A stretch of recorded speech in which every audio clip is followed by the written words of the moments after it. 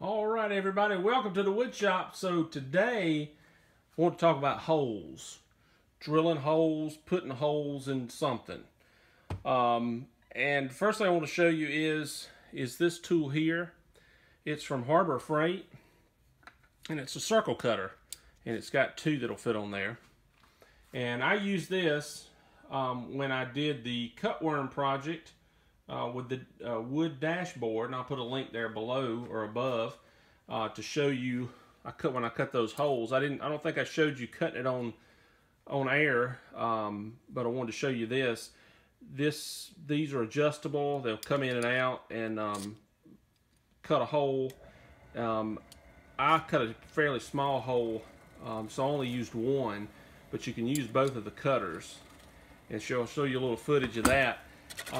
That thing cutting out, it's first and foremost, this is your friend with this tool here. I can tell you this because I did not have that thing tightened up well enough, and one of them went flying. That's when I just decided to use one at a time. That thing was going really fast, and it came spinning around, and ooh, I was lucky it didn't hit me. But it did cut a very nice hole.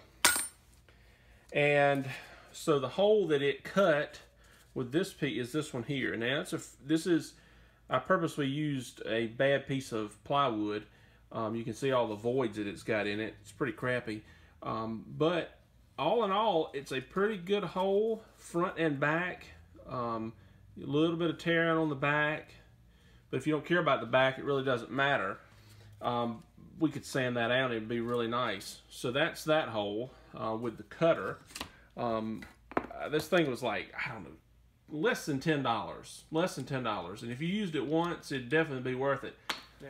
Second thing that I used, just a standard hole saw. Typically, this was a little bit slight. That's the largest hole saw that I had. That was 1.5 inches. That was bigger than an inch. 2.5 inches. 2.5 inch hole with the hole saw. And you can see it does a pretty good job too. Check the back. A little more tear out, not much, still pretty, not much tear out, but just a little bit of tear out. Again, not bad for that size hole, okay? And then last but not least, we used our trusty Spade Bit. And again, this is the largest Spade Bit that I have. This is 1.5 inches. You know, those things are kind of problematic. You can see it likes to wobble a little bit. But not bad tear out. I did do it on the front and the back. With the Spade Bit, you want to go through, and then if you can, flip it over, because it will really tear out pretty good if you don't. But you can see the hole is a little bit, yeah, it's got a little bit to be desired. But for a small hole, it's not bad. And of course, this is thin stock. So let's give it a try on the maximum setting on this thing, since I kind of like this one, and it does do a really good job. But warning, don't try this at home unless you have nerves of steel.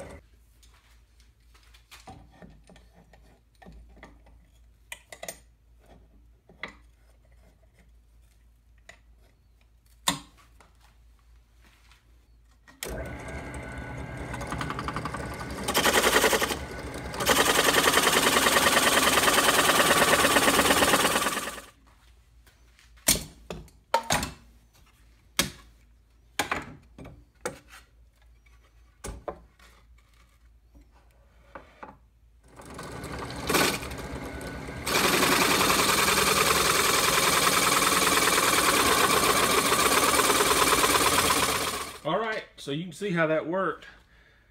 Also was very nice for cutting out a very nice circle that was intact. That's the other side benefit to that piece.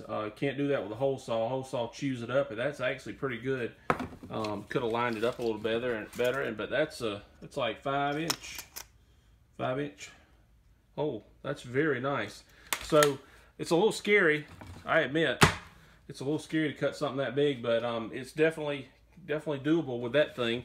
If you know a better way to cut a big circle like that, let me know. Leave a comment. Maybe you have a video. Post it down there below. I'd like to see it. So that's it from here. So thanks for stopping by the wood shop, everybody, and good luck cutting your holes out. Take it easy.